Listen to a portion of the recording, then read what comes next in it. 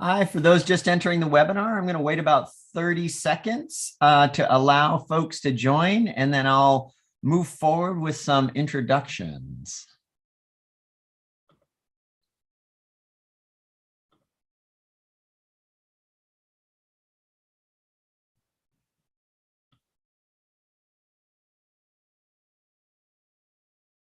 You can kind of see people filtering into the Zoom room. They're still coming in, so it's slowing down a little bit. Why don't I get started? Good evening, or good afternoon, everyone. My name is Archon Fung, and I am the Winthrop, Laflin, McCormack Professor of Citizenship and Self-Government at the Harvard Kennedy School. Before introducing our guest today, I want to start with just a few announcements. On the behalf of the Ash Center, we would like to acknowledge the land on which Harvard sits as the traditional territory of the Massachusetts people and a place which has long served as a site of meeting and exchange among nations. You should know that today's event is being recorded and the video will be made publicly available on the Ash Center YouTube channel shortly after the conclusion of this event. Please submit questions at any time throughout the duration of this event. The easiest way to do that is to send them via the Q&A button at the bottom of your screen instead of submitting them via the chat. In 1968, on the eve of his assassination, Dr. Martin Luther King Jr. said that the greatness of America is the right to protest for right. Today, we look at the phenomenon of protest, why people do it, who does it, but most importantly, who listens and what effects it has. Despite all of the many flaws of the societies that each of us lives in, I know I feel fortunate to live in a place where I do when I see people being harassed, beaten, arrested in Russia and other countries simply for voicing their opinion or trying to tell the truth in public. Perhaps in a more perfect society, no one would need to protest, but that isn't our society. And so it's important for us to understand why people do protest and what difference it makes. I'm delighted to welcome two brilliant colleagues who I'm very lucky to count as also as friends to lead this discussion.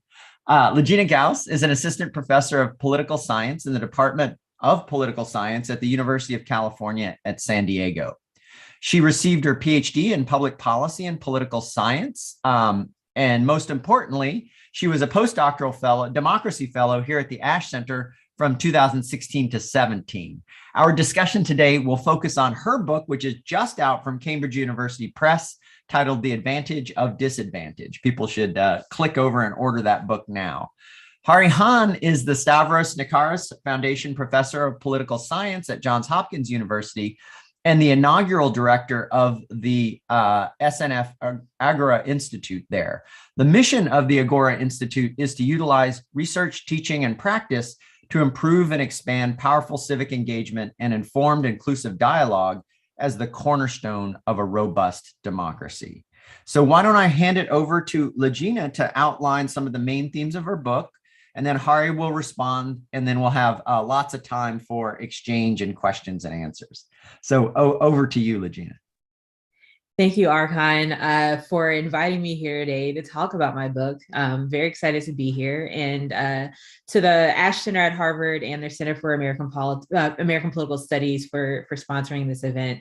And also Hahrie for being gracious enough to come in and give some comments and thoughts. I appreciate all of your support throughout this process. And one of the things that I was excited about when I got this invitation was just thinking so fondly on my time at the Ash Center. As a democracy fellow, we had these weekly seminars where a bunch of really smart people from a lot of different orientations and backgrounds and places in the world got together to talk about democracy and populism and protests and social movements. And I often think about those conversations. People like Archon was there, Nisreen Ahmad, Quentin Main, Marshall Gaines, Brian Palmer, Melissa Williams, so many other great people. And really helped me form a lot of my thoughts and challenge some of my thoughts about things that I was working on with this book, but also helped me improve it. And one of the questions that we often kind of approached during our workshop, but also was in my head developing this book was, does protest actually help the people most in need of representation, right? The book is grounded in US politics. And one consistent finding there is in US politics is that the people who are most likely to get represented are ones who have more money and white citizens, right? Over and over, research finds that legislators are more likely to vote on policies that support white citizens more often than people of color and those with higher incomes.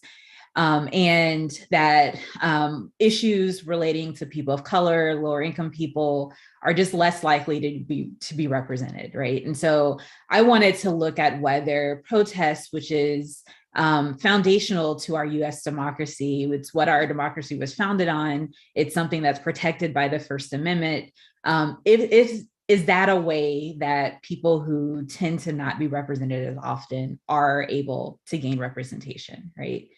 And a lot of the ways that, a lot of the reasons for this inequality may stem to just descriptive representation, the fact that most legislators in our country have been white and higher income, right? And they come from a lot of the same institutions educationally, or they're lawyers, same backgrounds, right? So when they're representing people's interests, they tend to represent the interests that are most familiar to their experiences, or their networks where the people that they're talking to tend to be from the same types of population. So it's less likely that other Americans have their interests represented.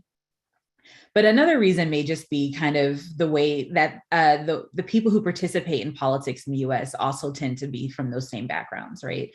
When the US Constitution was founded, all but one state limited the right to vote to white landowning males, right? And so other groups over time have been given access to elect the people who represent their interests, but there's still been this concern of like special interests, right? Because those interests were abnormal. They weren't normally represented in politics. So there was this concern that like people were being represented that wasn't kind of majoritarian, right? The idea of kind of a majoritarian public opinion still is very based on the same populations that have always been politically empowered. So whatever the reason for this inequality, a lot of it has to do with the resources of groups who are able to participate in politics, right? And so this exists within voting behavior and electoral politics, but it also exists within protest politics, right? So the same people who tend to be underrepresented politically are also ones who don't generally have consistent support for their preferences from the public, from the media, from legislators, right? They want things that are typically not popular and not kind of mainstream, right? They're also the people who tend to have less access to reliable transportation or internet or these other things that facilitate political participation generally, but also protest participation, right? And because they tend to have fewer resources, protest is costlier, right? So when they decide that they want to voice their concerns, either because they are interested in changing policy or just because they want to get out and kind of have a release to say what's really frustrating them, right? When they do that, especially when the majority of protests tends to be for civil rights issues or liberal types of things, there's a lot of pushback from conservative elites. Vesha Weaver talks about how in the 80s, a lot of conservative public opinion, a lot of conservative media and political elites tried to address protests not by trying to address issues, but by calling protesters criminals and delegitimizing their efforts, right? And so instead of focusing on the issues, there was this facing a lot more condemnation in the media and from political elites about the issues.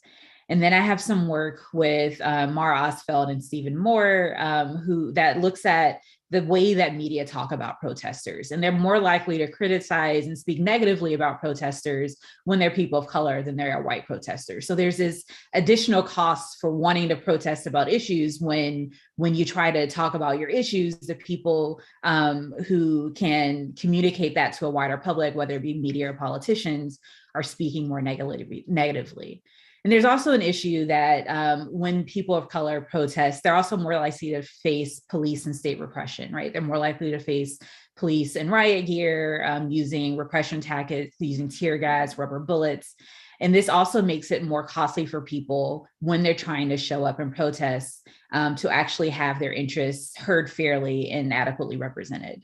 But what this book argues is that despite all of these additional costs, despite these general inequality and representation that happens in US politics and more broadly, protest is actually a way that lower resource groups, under disadvantaged groups, underrepresented groups are able to find representation in politics.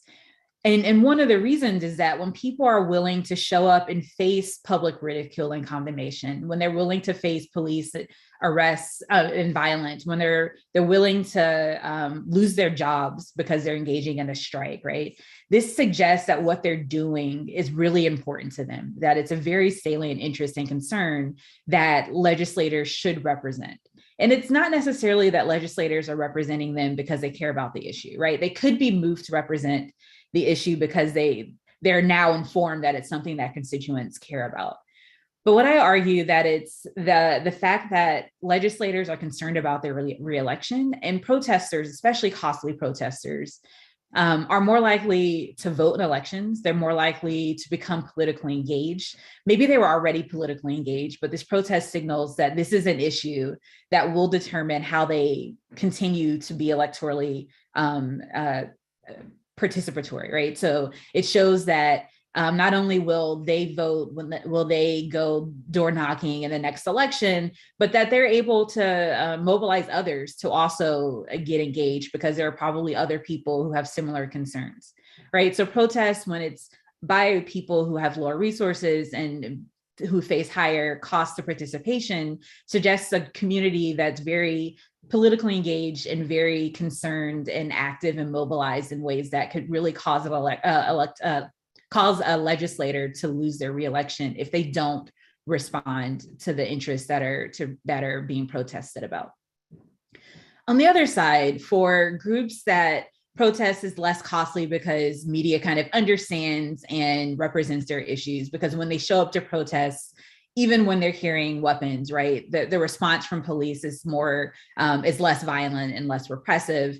When protesting is easier because they can easier afford transportation or other things that makes protests more feasible. When they protest, it's less certain that the issue that's being protested about is the number one priority, a highly salient or intense preference that's going to influence their electoral politics. They could be very concerned about the issue, right? But it doesn't mean that that's going to be the issue that motivates their electoral politics. And because of that, legislators are less certain and they're less concerned that responding to that issue will have electoral repercussions. So higher resource groups, white protesters, people with more income, people who just have more electoral or just tend to be more represented in politics, are less likely to see their concerns represented when they protest. They may see it in other types of political behaviors, but protest is less clear of a communication of the issues that those groups are representing. So it's the groups who need representation the most that are finding it the most from protests. And so I draw, in the first two chapters of the book, I draw on a lot of literatures in sociology, political science, economics to really develop these arguments. And I also focus a lot on the history of protests and inequalities in the United States to really ground the argument. And then I develop it further with a formal theory, which tries to look at the logical implications of the argument, right? So why would it be that legislators respond to lower resource groups from protests when they wouldn't otherwise in other types of political participation, and really understanding kind of what are the pros and cons of supporting protesters or not, or deciding the protest or not, and to really make sure that the argument that I have is mathematically and logically and rationally sound, right? And a lot of the basis for that theoretical argument is, again, on this reelection incentive, right? So legislators, they want to make sure that they can stay in politics, right? They want to make sure that they can stay in office. And they may care about a lot of other things like making good policy, right? They may want to support protesters because they care about protesters' issues, or because they want to vote for certain ways because they care about those concerns. Or they may like just the benefits and prestige of being a legislator, right? They may have other reasons for being in their job, but to do any of those other things, they have to be reelected. So most legislators, even if their reelection is pretty certain, are very concerned about some new electorate, some new constituency that can show up and really challenge their ability to win an election, right? So the basis of this argument is from that re-election concern. The next chapter, I wanted to make sure that legislators are actually thinking of protests in the same way that I think they are, right? So I've had lots of conversations with activists and legislators and elected officials to really think about this argument, but I wanted to do so in a more systematic way. So I put out a survey to legislators and to staffers, the people who inform legislators and dictate or help them figure out whether they should support certain policies and how to support them, right? And I asked them about their preferences and perspectives of protests, right? I wanted to know what were their thoughts of protests generally? How do they think about protesters of different races, of different classes, of different just social backgrounds, right? Different genders. And what they thought about their re-election concerns. And what I found is that they thought about protests in ways that really aligned with the theoretical argument. When I talked about legislators, when I asked legislators and staffers, they said that they recognized protests and that they were responsive to them. They said that it was, they thought that protest was more costly for low resource groups, the groups that I thought they were more costly for. They didn't find any real differences in costs based on gender or based on age to an extent, but they definitely found them for race and income. And they talked about their re-election concerns as motivating their responses to protests. And they did say that they were more likely to support costlier protests than others, right? So this provided a lot of support for the theoretical arguments. And then the next two chapters, I relied on this dynamics of collective action data set was put together by sociologists of any type of political participation in a public place from the 1990s that were covered in the New York Times. And when I wanted to use this to understand whether systematically legislators are voting on policies that represent the interests of protesters. And I wanted to look at whether that was more likely for certain groups than other groups, right? And so I searched roll call vote databases, which is legislation that legislators that was generally relevant to the interests of protesters, to find out how legislators were voting on these. And I made sure I looked at only bills that happened after a protest occurred to see maybe whether the protest was influencing the legislative behavior. And what I found there was that legislators tend to be more likely to support protests than other types of salient political preferences, and that it was costly protesters' demands that were more likely to be represented, right? So lower resource protesters based on their income and were more likely to be represented than higher income protesters. Black, Latinx, Asian American protesters were more likely to be represented than white protesters. And then I also found that this was true even when you consider the size of the protest, how many people showed up, how long the protest lasted, and then how often the New York Times was talking about these protests in its newspaper. And I also found that this was true for most legislators, right? It was true for the most part for legislators, regardless of their gender, regardless of their partisanship, regardless of how sure they were or confident they were objectively about their reelection because of how they performed in the previous election. Most, if not all legislators, most legislators, not all, most legislators were still more likely to respond to lower resource groups than higher resource groups. Chapter 6, which is the last empirical chapter, looks at the role of the internet, right? So I just previously talked about how protests in the 1990s were the data for the first two chapters. I crafted an original data set. I used a couple handfuls of undergraduates to code protests that occurred in 2012. And I looked at the most popular newspaper in the top 20 US cities, for two reasons. One, I wanted to make sure the New York Times was representative of the types of protests that were occurring all over the nation, to get smaller protests and ones that didn't just occur in like New York and in DC and LA. But I also wanted to see how the internet was influencing the ways that legislators were able to respond to protests, right? Because of the internet, it's easier to find out where an in-person protest is going to happen. It's easier to figure out the public transportation routes if you decided to use that to get there, or just the ability to communicate and talk about issues. It's easier than it was in the past, right?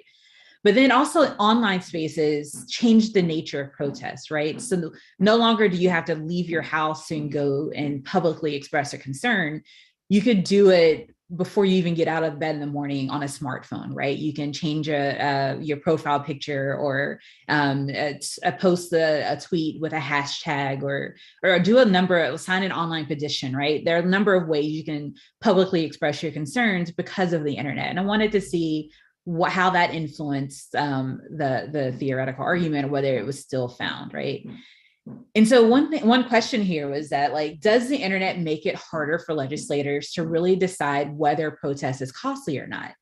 And it does, right? So participating online makes it really hard to tell, like, compared to in-person protests. It's online protesters are less costly, right? It's easier to do. And because of that, it's harder for legislators to know how important an issue is to you when it takes you literally 30 seconds to participate, versus a protest that takes you a lot more time and effort, right? So online protests are less likely, they're less costly to get legislative support than offline protests.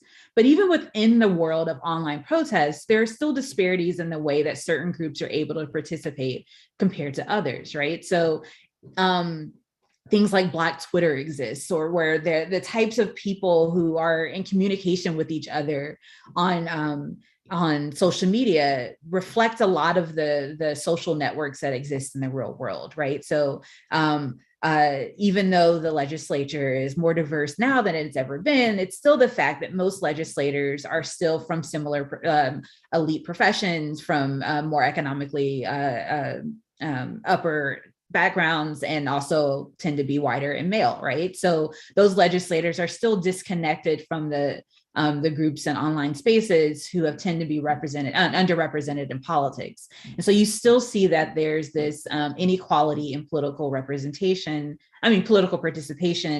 in online spaces. That means that legislators are still able to look at, within those online spaces, low resource groups who are engaging in costlier protests, and therefore representing them more often. And so going back to the first question that I started with, which was, does protest help the people most in need of democratic representation? My answer is maybe, right? So there's this evidence, this consistent finding that protests does allow lower resource groups to costlier protests to gain representation more often than higher resource groups, right? But I'm also looking at legislation on that's a roll call vote, right? Bills that have already been on the congressional agenda, they're not being substantively changed a lot. And it's a singular vote, right? So this one issue may not be enough to address deeply the issues that are being raised during protests. This doesn't necessarily mean that doesn't happen, right? There have been times when protest has led to new legislation and new policies. But the way that I was trying to address this question in the book is more trying to look at more consistent or the more frequent representation that occurs, and trying to understand legislators who are may be reluctant to represent protesters' interests. So not the ones who are sponsoring legislation to get these protesters' interests represented, but the ones who are voting for these bills, even though it's in opposition or not in their normal representation, right? So yes, legislation can protests can lead to legislation that supports protests, but for that protest to result in substantive policy change, it seems that the protest needs to be very costly for the groups, right? Lasting, long duration social movements, ones that are really pressing legislators for long periods of time and in ways that are really communicating that re-election threat, right? And also I say maybe because the costs of protesting are real costs, right? The fact that if you are undocumented or of a group who is perceived to be undocumented, you're likely to face more police harassment or is a real cost, right? The fact that your protest can lead to you losing your job because it's a strike, and a strike that may not be something that's approved, or because if you were arrested, your job, and you miss one day of work, your job would fire you, and there was no way for you to really, or it was more difficult for you to find another job, right? Those are real costs that protesters are facing to gain a representation. And the thing that I was mostly looking at here are protests for civil rights and civil liberties, right? So not even kind of a representation that would really put you in a very advantaged position, but for your basic civil rights and civil liberties, right? And so that may not be a great sign for a healthy democracy when that's what's required for citizens to gain representation, right? But what this book does do is demonstrate the agency of marginalized groups to find their representation in places that have been previously under researched, right? So political science has not been the discipline that focuses a lot on protests as a way for representation to occur. Sociology focuses a lot on protests, but again, less on the legislative outcomes and the representation parts of it. And so this book demonstrates that protest does promote policies that favor low resource groups and underrepresented groups, though the cost of that may not be a reflection of a well-functioning democracy.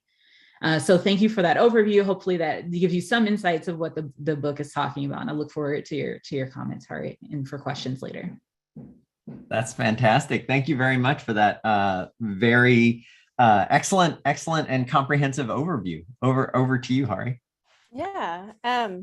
Well, first of all, thank you so much for inviting me to be able to be in conversation. I was able to read like an early version of this manuscript I think several years ago, and I'm really excited to have the opportunity to read it again. And I echo what Archon said, which is that everyone should go and buy the book right now, because it's a terrific book, and I think a really nuanced treatment of a really important question. So there's a lot to love about it.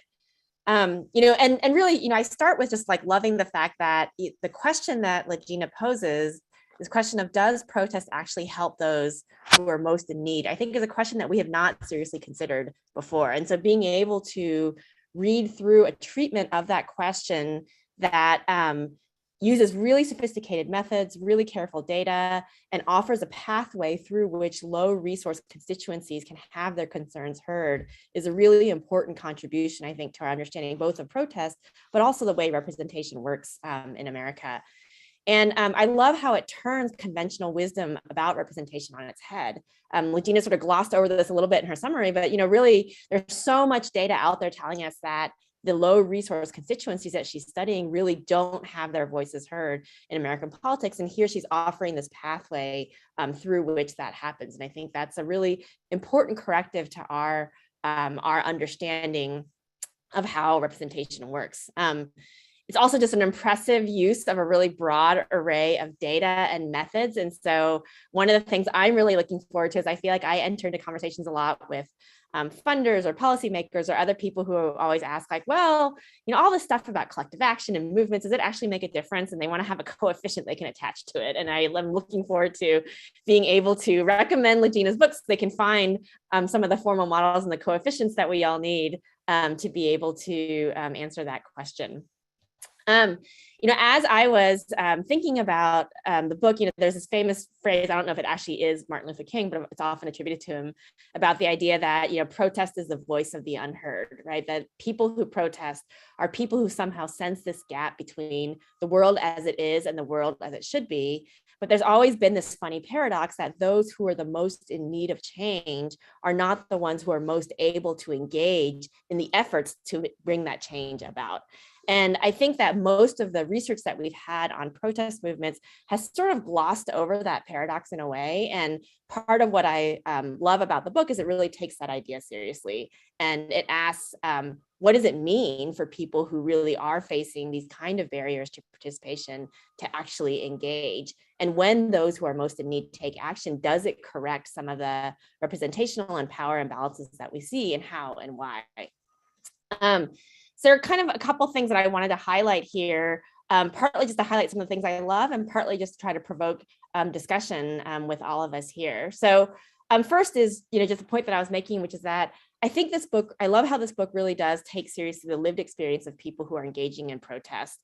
What does it take for them to engage in these forms of collective action? How does that differ for different kinds of people? And finally, what meaning might such forms of protest have for people who are engaging in them? And I will say, I've done some work with movements that have been trying to engage the undocumented community in different forms of protest. And I was thinking a lot about that community when I was reading this book, because, in the same way that LaGina writes about in her book, is that, very often, I think when we look back historically at some of the iconic social movements in the United States, from the Civil Rights Movement to the Revolutionary War, which are stories that the book tells, we sort of lift up the protesters and for their ability to kind of bring our society to a more just place in different ways.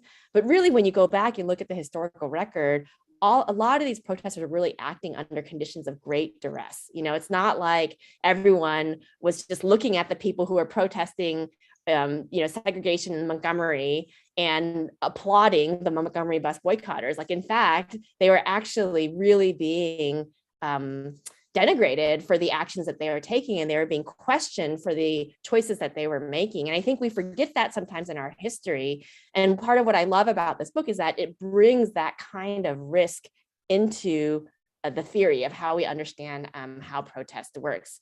And part of that is, I think, also sometimes we as scholars don't take seriously enough the notion of risk. What is it that that pushes people to engage in that kind of risk, and what is the meaning of that risk in the work that they do, but then also in how we think about the implications for those kind of actions in democracy. I think most of the work that I've seen that thinks about people's lived experiences or thinks about that risk thinks about the impact on protesters. And part of what this book does, it's really important, is it takes it to the next level and says, well, what is the impact not just on the experience and the lives of the people who have protested, but also on representation, right? Also on the outcomes that they are agitating for. This is beyond the scope of the book, but one question, LaGina, where I'd love to hear more is just asking you to kind of think more about what the role of backlash is. And I think part of that is just because there's so much that we see right now in our current politics where backlash is really a form of risk that even those who may not face the same kind of logistical costs that you talk about have to take seriously when they undertake any different kind of protest, particularly in the sort of moment of polarization that we have right now. And so really thinking, I'd be curious to think about how anticipated costs might change the calculus, both for the protesters, but then also for the legislators, and thinking about that. Another big bucket of questions I think that this work provokes, that I think is really a much needed conversation about representation and how representation works nowadays. Sometimes as political scientists, I feel like, we are in 2022 and we're using models of representation that were really developed around the sort of like 19th century, and the world is very different now. And then our theoretical models of how small d democratic representation works are still catching up in a way. And I think this book highlights some of the ways in which our current models may not always work for us. And we're talking about this in a moment when majoritarian representation is really under threat. And we're arguably in what some scholars have called a kind of movement moment all over the world. And so that we see that there are so many people, not only in the United States, but around the world, who are engaging in these kind of extra institutional means of collective action.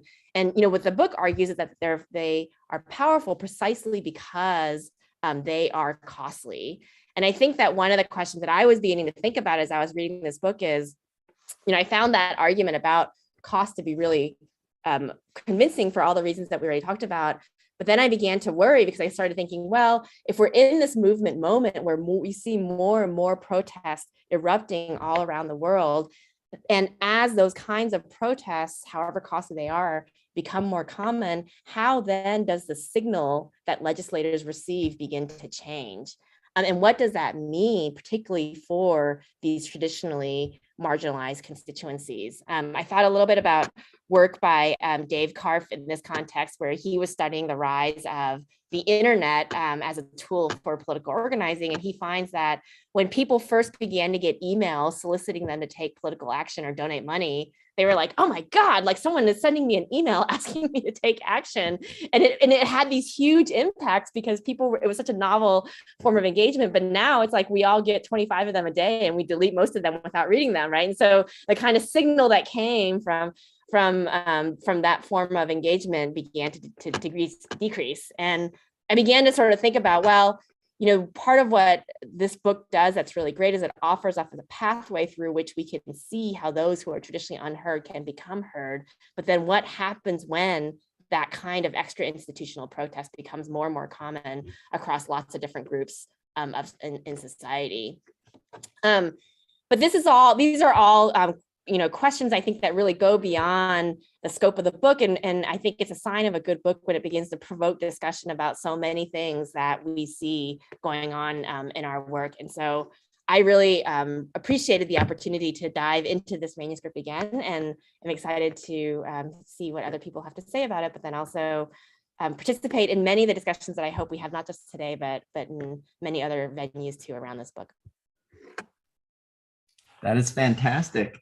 LaGina, I don't know if you have any thoughts on the couple of points that Hahrie raised. You want to take a minute or two, and then we'll go to some other questions and open it up.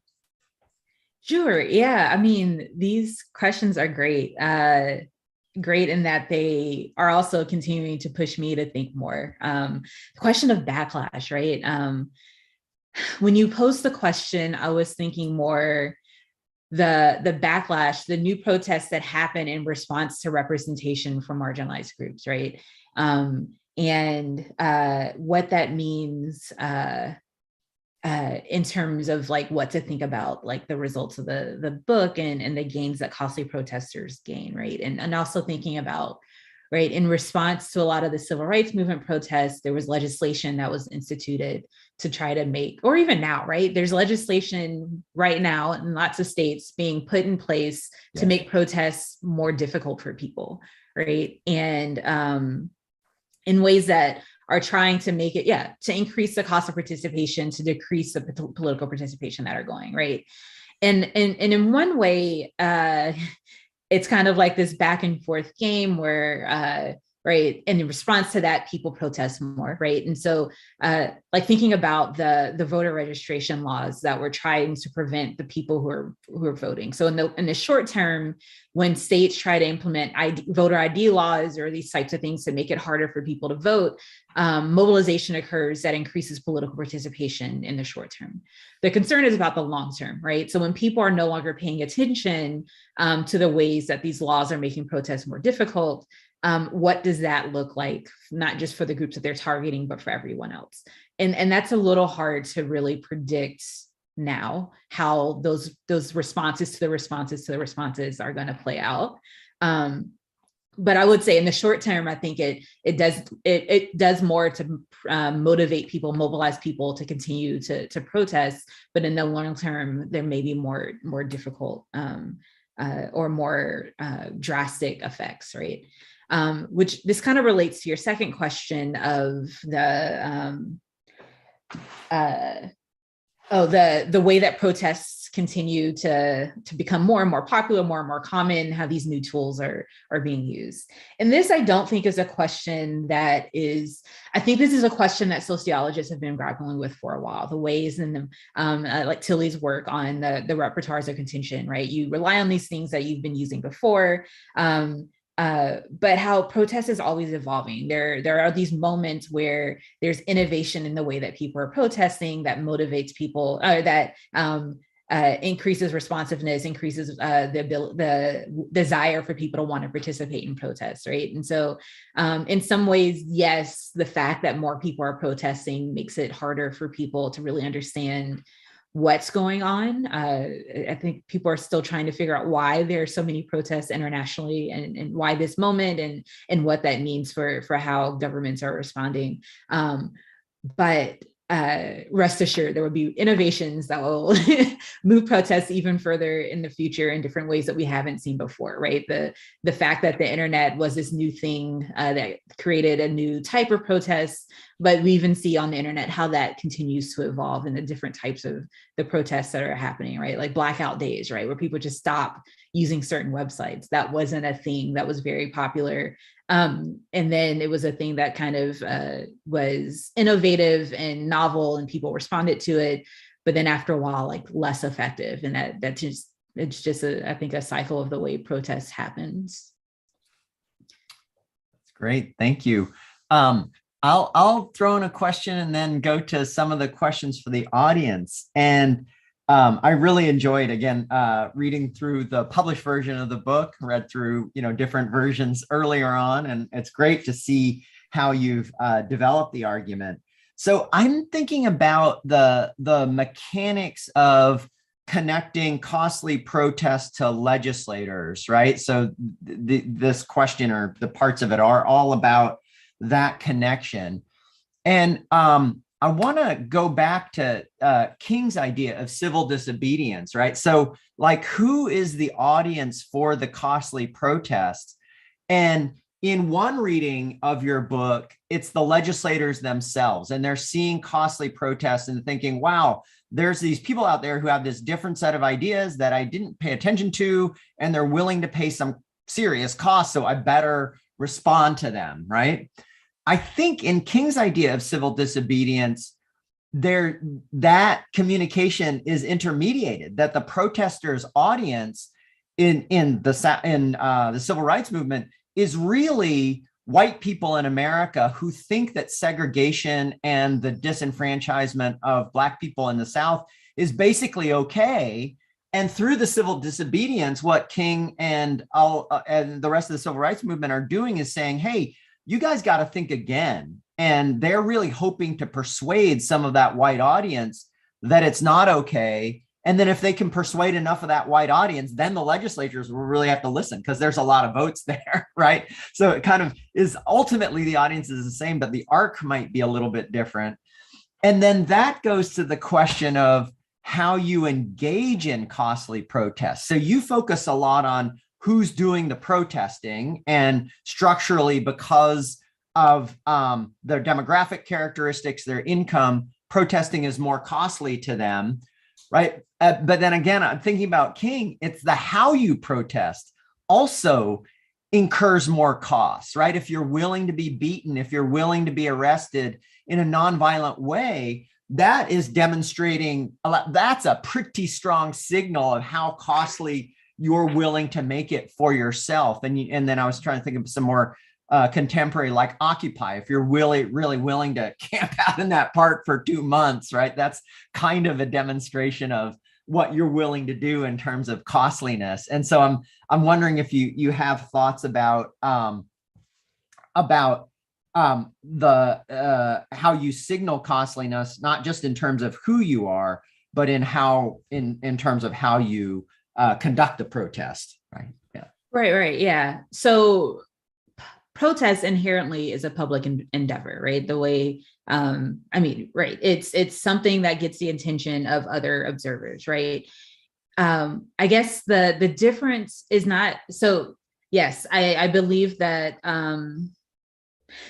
so not all protests though is targeting political representation, right? There are definitely protests that happen that don't target legislators, and their target is the media, right? And so the difference, I guess, in the way I'm thinking about it than the way you just proposed it is that legislators see this as an opportunity to get ahead of a problem that could affect them later, right? They decide, they see this very contentious or very conflictual or salient issue and decide, if I vote on this bill that protesters may not even be aware that's happening, in a way that is opposition to protesters, then if they find out about it, it could cause me problems in the future. Though you're right that there are definitely protests that target the politicians through the public because they want to raise awareness and raise attention, right? For the most part, protest is a tool of people who still believe in the political system, but don't think that it's been listening to them through normal channels, right? Voting behavior hasn't worked. When they contact their legislators, that doesn't work. So they're trying to increase the scope, right? Get other people involved to really demonstrate how that affects, right? And so it could be white voters if we're talking about race, but it could also be international communities, right? That was also a tool that the civil rights movement used. Hey, you're trying to talk about communism, you're trying to talk about South Africa, look at what you're doing internally. If you don't want to be embarrassed on the international community, then you need to respond to what's going on here, right? So there are many different communities that protesters are targeting or who maybe they're not targeting, but are aware of what's going on that has implications for their responsiveness. And so the argument here is that protesters themselves play a consequence to legislators, but they also are mobilizing people in their favor and in opposition to them that who can also matter. And both empirically and theoretically, the way that I kind of address this question accounts for those different communities who could be supportive or in opposition to legislators. And what they're trying to decide is for which communities is this a priority, right? Even if the public disagrees with what protesters want, do they disagree enough that they're also going to use this as the primary issue that that determines their election, right? They may not like the fact that a certain group is getting something that they don't want them to have or that policies is representing them, but is that going to affect them as much as the group who's needing the representation is going to affect them? And so that's a calculus that legislators are trying to play often. And you're right, there are a lot of different ways that protesters can engage in costly protests, right? I try to take the harder way of, yes, we know that staying outside for a really long time is a very costly way to protest. And yes, we know that certain types of tactics are more costly. I do believe that the tactics that protesters use are in some ways inherent to the group that's protesting, right? Where two groups showing up with weapons at a protest are going to get responded to very differently, right? And so the costs aren't the same, even with different types. The costs are different, even with the same type of protests. But I also think it's a harder sell to people that costs are related, inherently related to a group of people just because of who they are, than to say it's the choices they make, right? And so that's the harder task that I took in this group of saying that it doesn't matter what you do, there's some groups of people who just face higher costs, and that is something that still matters for the way that legislators respond to them, even if they choose tactics that may not be as costly or that could be costlier, and how does that influence their decision making? That's great. Thank you very much. Really fruitful line of thought. There's a couple of questions that people submitted earlier on when they were registering for the event that cluster here. And so I think most of the protests that we're thinking of the disadvantaged here who are doing the protesting, all three of us in this conversation, as kind of people of color protesting for all sorts of different rights. A couple of questions cluster around the convoy, the Freedom Convoy. And so people want to know, interested in this topic, with the much covered alt-right Q/convoy at the end of the spectrum, how do you think about that with your lens of protest and costly protest? And a similar question, can participatory democracies experience extreme participation as seen in Canada with the Freedom Convoy that occupied Ottawa? There, it might just be that Canadians don't protest. So the fact of protest at all indicates extreme costliness, but just interested in what you think about it. Yeah, that's interesting, right? Because in the US, right, protest is like foundational to this government, and also something that like is praised, right? The fact that people are expressing their First Amendment right to participate through protests and all of these other things. Well, that may not be something that is as condoned, right? But also the legitimacy of protests, right, and how that might vary by population and by country, I think also kind of relates to the costs that I'm talking about in the book in ways that while the context for this book is the US, I think that the way we can understand costliness and understand how that influences responsiveness and communicates intense and serious preferences can be applied to other contexts with a deep understanding of what those look like in those contexts. I will say, though, one thing about protests is that a lot of times when people do think about it, it's by underrepresented groups. It's based on these marginalized populations, because they think mostly of the 1960s civil rights movements that were by Black, Chicano, different like racial and ethnic groups, right? But conservative protests aren't new, right? The Ku Klux Klan, like there's a lot of protests in U.S. history by conservatives that have been violent and have been or not, but for more conservative policies. And it's great seeing the recognition of those in the last few years, and trying to understand what those protests are and what those are doing. Sorry, my watch wanted to have participate in our conversation as well. But what I will say is that so while I focus mostly on liberal protests in my data, I did run some models for people asking for conservative policy demands, right? And found that the results were actually stronger there than I expected, where it was still the case that costlier protests for conservative issues was more likely to gain representation than less costly protests. And so speaking about something like the Canada, I can't think of the name of the protest right now, the truckers protest, right? That was a costly protest in that they did like civil disobedience and costly things that disrupted politics, right? But it was also by a group that maybe wasn't the most marginalized groups of people who were participating. And I kind of compare that to January 6th, and that you had these people doing some very costly type protests, but in ways that didn't gain representation because it wasn't in the same type of costly protest, kind of going back to your comment. So they were doing costly things, right? They really cared about this issue, perhaps, and gaining representation. I'm now trying to figure out where I was going with this statement.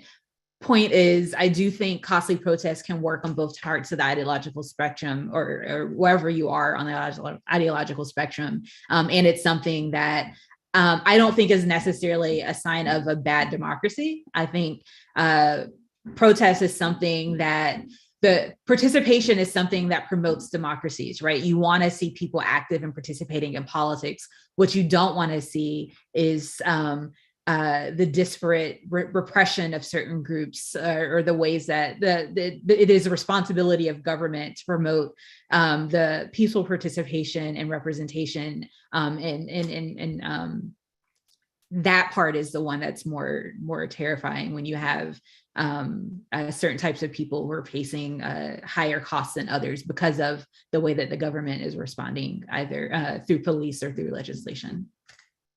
Oh, that's great. So I think we have time for a couple more questions. Amy Herstedt asks in the Q&A a pretty interesting question. Through your lens, can people who are undocumented be effective in protests because elected officials just might not believe there's any votes at stake, no matter how costly, and it may be far more costly, it probably is if you're undocumented in lots and lots of ways, but does it register at all? Because, if you're an elected official, think, well, yeah, there's no votes there for me. What do you think? Yeah, right. Undocumented people cannot vote. That's definitely true, but they can participate in electoral politics, right? They can volunteer for campaigns. They can promote candidates. They can donate money to campaigns. They also have relatives and friends and communities who can vote, right? And they also have public who can pay attention to them, right? So they still have ways to influence the legislator if they themselves can't vote on the election. They can influence the votes of other people or promote candidates that could challenge an election. Great. Excellent. So all sorts of other ways in which they can participate in electoral politics. Yeah. So Tova Wang, who a lot of people on the call know, who's a democracy practice fellow at the Ash Center, asks a pretty interesting substantive question, asks you to reflect on two different stages of voting rights and protest, past and present. So we think of voting rights protests in the past as being kind of effective, right? Securing the Voting Rights Act and the Civil Rights Act. And then Tova writes, it's been frustrating that traditional movement activities in recent times have not had the desired impact at either the state or national level. And so do you think that this is an issue, she writes, that elected officials think that they're not really concerned that they'll lose elections over? Or is it the people who are engaged in them now are kind of low-cost protesters compared to the prior era? I mean, it's pretty interesting, right? Same issue, same tactics, different result. Yeah, I think the question though is the time horizon, right? The Voting Rights Act happened in 1965.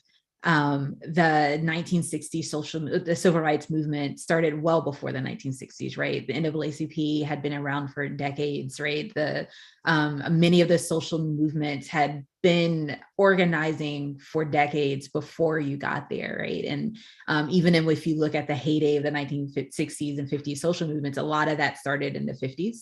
And so that took time, right? It wasn't something that happened overnight. There was a lot of people who were dedicated and committed to this for decades, or, I mean, you can say longer than that, considering, right, just the history of voting rights in the US, where you're first trying to protect the right to vote for Black voters and with the Reconstruction amendments, and then protecting that right happened over a longer time horizon. So my answer would be that it's too early to say that it's not working.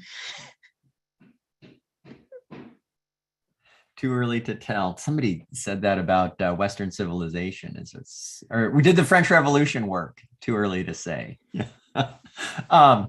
So a couple of questions kind of go to the thought, I think, that maybe there could be too much protest. So Alicia Ashcroft asks a boundary question. What do you think of as the difference, if there is some, between acts of costly protest on one hand and, quote, terrorist, close quote, tactics on the other hand? So that's like a boundary question. In a similar vein, maybe somebody says, through all this diversity and opposing ideologies, and to Harry's point, the commonality of protests now, how and who can help foster a common culture and integration in the country? Like, does too much protest like bring people apart where we need more kind of togetherness? So a boundary question and then a protest versus commonality question. What do you think? So Alyssa, I appreciate that question, right? On the types of like good and bad protests, or violent or nonviolent. And it's a question that I think it's fair, but I feel like a lot of the concerns about when a protest is violent or nonviolent, or like a riot, or a lot of that is related to the people who are protesting, right? Where there's a lot of misinformation about what exactly is going on the ground, where the way that media talk about protests, a lot of that is related to the people who are protesting and their understandings, or their framing of the types of people who are protesting, right? Where there are people who are still reluctant to call the January 6th riots a riot or an insurrection, and they just want to call it a protest. Whereas they want to talk about the Black Lives Matter protests of 2020 as being inherently violent, when data over and over shows that like 93%, 97% of those protests were nonviolent and they were peaceful. And whenever there was violence, which is measured not just as like physical violence, but also property damage. A lot of that was because of interactions with police, or because of people who were not part of the movement who were showing up and trying to make those events look like they were more riots, right? And so It's hard to answer that question when I don't buy the media portrayals or the stories of what the events look like. And it's been more helpful when you have things like Facebook Live or these streaming techniques that have been available for the people on the ground to really tell their own stories about what's going on. And you watch the videos and it's like, oh, well, that didn't become violent until police started throwing bullets and tear gas into the audience, and people started dispersing in erratic ways, and then they're tumbling and falling, and now there's like people with injuries, right? That wasn't because of an altercation, but because of people trying to free an attack or repression tactics, right? And so it's hard for me to answer that question when I don't really understand really like the definition of when an event is violent or terrorist or costly or a riot or these other terms. That's great. So there's one other question that's in the chat that I have to ask because it's such a good one. My students ask this kind of question all the time. So I'm wondering what your thoughts are. So this is from Lisa Gilson, who opens by saying, thank you so much for an excellent book talk. Your work is fantastic. And then she says, I'm wondering if you think there are practices that protesters can engage in that would help them conduct costly protest in a more sustainable way. In particular, I'm thinking of Erica Garner, the daughter of Eric Garner, who died from a heart attack a few years ago after her father was strangled to death. And before she died, she talked about the immense amount of stress that her activist work took, out of her. And so, on the one hand, the book is very inspiring because it says the least advantage, they can do something, they can have agency. And to Lisa's question, my student version of it that they raise a lot is, well, you're just asking people who are already on the bottom end of so many dimensions of disadvantage to do more work. And how can you do that? Right. I completely agree. Right. I've talked to activists in San Diego who have been involved in the Black Lives Matter movement since it started. And a lot of them are burnout. A lot of them are exhausted mentally, physically, emotionally. And the toll that it takes on them is just, it should not be required and should not have to happen. Right.